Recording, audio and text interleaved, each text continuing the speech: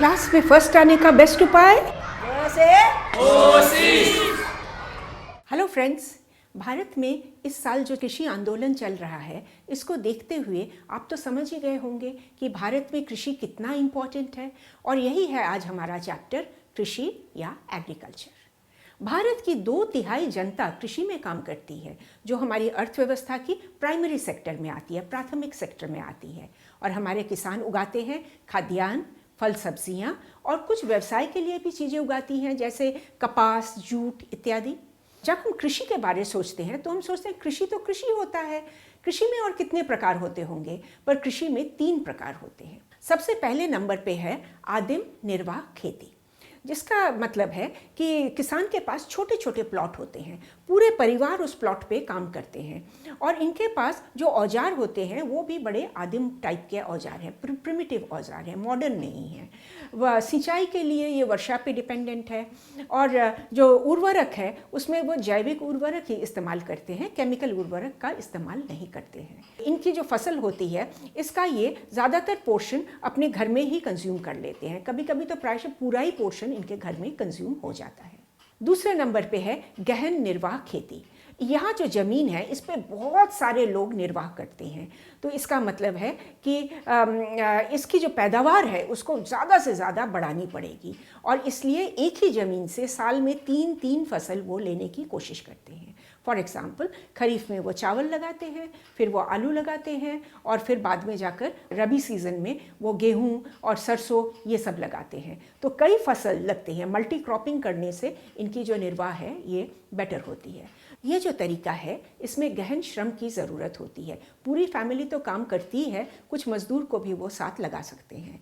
साथ साथ ये सिंचाई के लिए पंप्स की, बिजली वाले पंप की प्रबंध करते हैं, ट्रैक्टर्स वगैरह का इस्तेमाल करते हैं, हाई यील्ड वैरायटी सीड्स, कुछ केमिकल फर्टिलाइज़र्स का इस्तेमाल करते हैं, पेस्टिसाइड्स कीटनाशक का इस्तेमाल करते हैं ताकि ज़्यादा से ज़्यादा पैदावार इनको हो। और तीसरे नंबर पे है व्यावसायिक खेती। इसमें बड़े बड़े बागीचे होते हैं, चाहे वो फलों के बागीचे हो या चाय कॉफ़ी के बागीचे हो या रबड़ के बागीचे हो। ये इतने बड़े होते हैं कि इस पर कोई परिवार अकेला काम नहीं कर सकता। इसके लिए प्रवासी मजदूर इस पे काम करते हैं और इसकी जो प्रोडक्शन होती है, जो पैदावार होती है, वो पूरे व्यापार में चली जाती है। तो ये तो थे 3 टाइप के खेती। अब ये जो फसल उगते हैं, ये फसल भी 3 टाइप के होते हैं। चलो इनको भी एक बार देख लेते हैं। हमने अभी शब्द यूज़ किया रबी का फसल। रबी की फसल है जैसे गेहूँ, सरसों इत्यादि, और ये इनको बुआई होती है जैसे आपका अक्टूबर से दिसंबर के टाइम पर ये पकती हैं, जो हल्की हल्की ठंड में, गुनगुने धूप में ये पकती हैं और इनको जाकर कटाई होती है अप्रैल से जून के बीच में।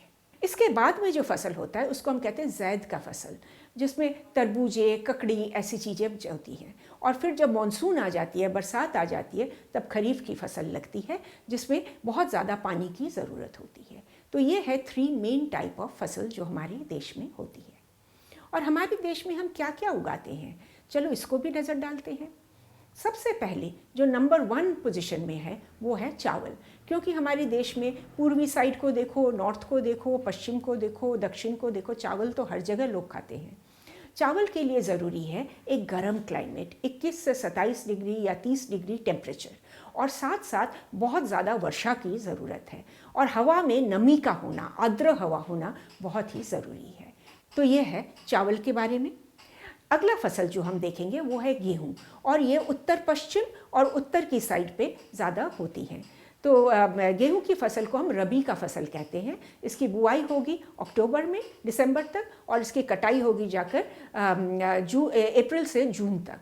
और इसको ज़रूरत है हल्की हल्की गुनगुना चमकती हुई धूप और हल्की हल्की ठंड, इसमें ये बहुत अच्छी तरीके से पक जाती है। तीसरे नंबर पे है ज्वार।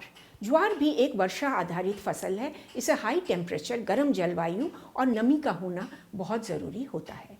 और ज्वार का पैदावार ज़्यादातर होता है आंध्र प्रदेश, तमिलनाडु, महाराष्ट्र, कर्नाटक, इस जगह पे होता है।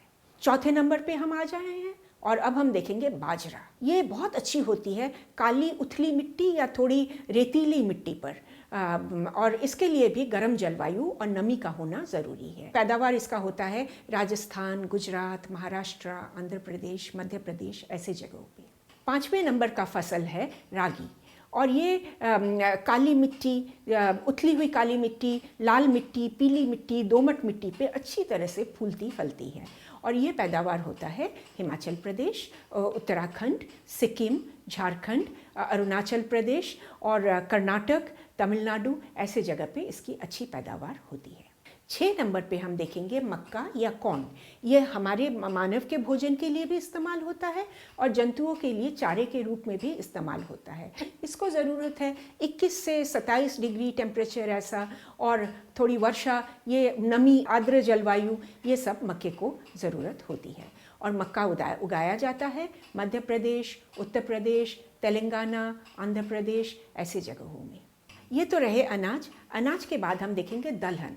दालें तो हम सब खाते हैं, और ये भारत में जो दालें होती हैं, मूंग, मसूर, चना, उड़द, अरहर। अरहर के सिवाय ये बाकी सारे दालें फलीदार होती हैं। इनके रूट में कुछ ऐसे बैक्टीरिया होते हैं जो एटमॉस्फेयर के नाइट्रोजन को ज़मीन में बांध देती है। इसको नाइट्रिफिकेशन कहते हैं। इसलिए ये सॉइल की उर्वरता को खूब बढ़ा देती हैं। और किसान फसलों के बीच में रोटेशन करके दाल उगाते हैं ताकि फसल की उर्वरता नेचुरली बढ़ती रहे। दलहन की बात की तो तिलहन की भी बात करेंगे। ऑयल सीड्स, तेल के लिए जो बीज होते हैं। इससे सबसे नंबर 1 पोजीशन में है मूंगफली। मूंगफली क्या आप जानते हो, ये भारत का ओरिजिनल नहीं है। पुर्तगाल से इसके सीड बहुत साल पहले आए थे और ये अच्छी तरह से लग गई। और मूंगफली की जो फसल होती है, ये राजस्थान में, मध्य प्रदेश में, तमिलनाडु में बहुत अच्छी फसल मूंगफली की होती है। और साथ साथ तो आप जानते ही हो, आजकल तेल में सोयाबीन ऑयल, सनफ्लावर ऑयल, इन चीज़ों को खूब उगाया जाता है क्योंकि इनके बीज से भी अच्छी तेल बनती है। कुछ अरंडी के तेल भी बनते हैं, फिर फ्लैक्स के तेल, अलसी के तेल भी बनते हैं। और एक तेल तो हम भूल ही गए, वो है सरसों का तेल। तो ये सारे जो बीजे हैं, ये ऑयल सीड्स हैं। अब खाने में हमने सब कुछ देख लिया, तो मीठा क्यों छोड़ दें। मीठे में हम देखेंगे गन्ना। गन्ना जो होता है, इसको ना हाई टेम्परेचर की ज़रूरत होती है, 21 से 27 डिग्री, और इसको काफ़ी वर्षा, 75 to 100 सेंटीमीटर वर्षा की ज़रूरत होती है। तो बेसिकली गर्म और आर्द्र जलवायु की ज़रूरत होती है। गन्ना की बुआई होती है कोई खरीफ सीज़न के बिगनिंग में, और इसकी कटाई हो जाती है ऐसे दिसंबर जनवरी के महीने में।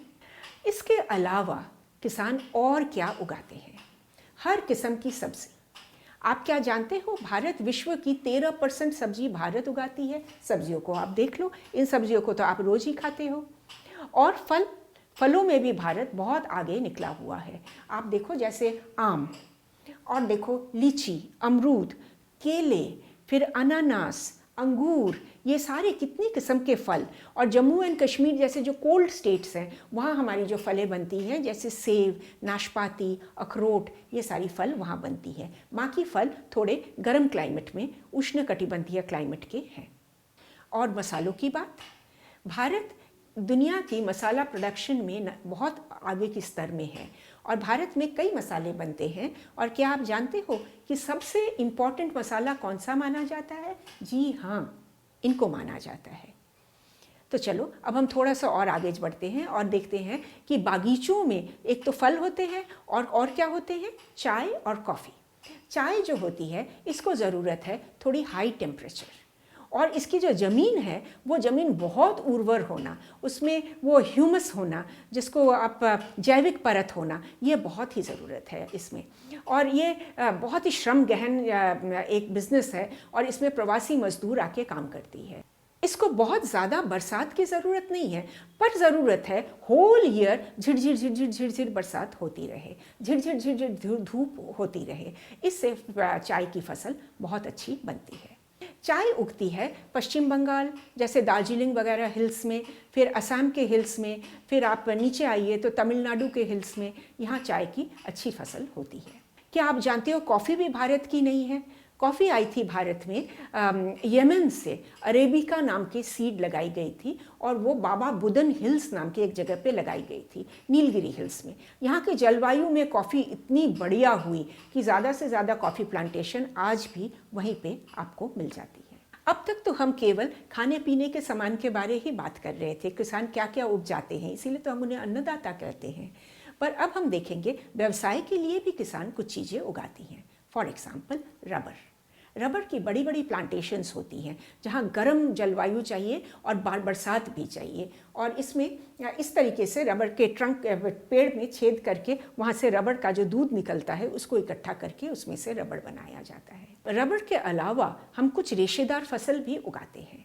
एक नंबर में है कपास और कॉटन, और ये उगती है बहुत अच्छी एक काली उथली मिट्टी में, और इसके साथ जैसे महाराष्ट्र में है, और इसको ज़रूरत है गर्म जलवायु और बरसात। जैसे हम उगाते हैं जूट पश्चिम बंगाल में, इसको ज़रूरत है गर्म जलवायु और काफ़ी सारा बरसात।